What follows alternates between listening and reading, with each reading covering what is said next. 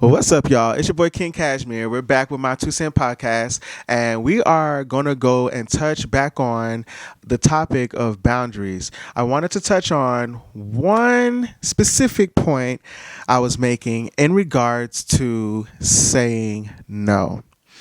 So, saying no is a really big superpower that a lot of us tend not to use as superheroes.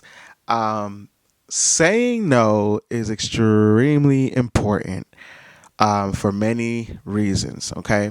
Now, first, we do and we should have boundaries, but a lot of times we have lacked them over the years. Us big hearts, us superheroes, right? We want to save everybody, be there for everybody, etc.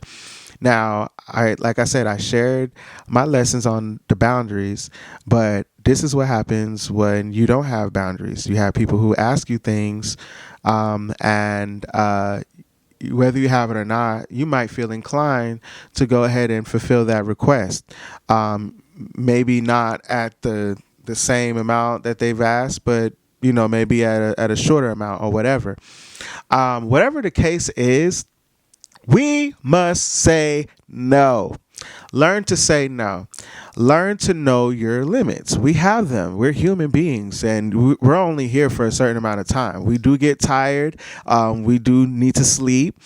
We have to eat, and we have to eat properly. We have to drink water. Our health matters, and there are several reasons why you should learn to say no. Here's one. I feel as though saying no creates an atmosphere where people start to understand that it's not okay to ask for certain things. Okay. Number two, saying no will remove your fear of regret. Okay. You will never have a fear of missing out. Saying no is extremely important because why the fuck do you think that it's okay to ask me some shit like that? People might have you fucked up.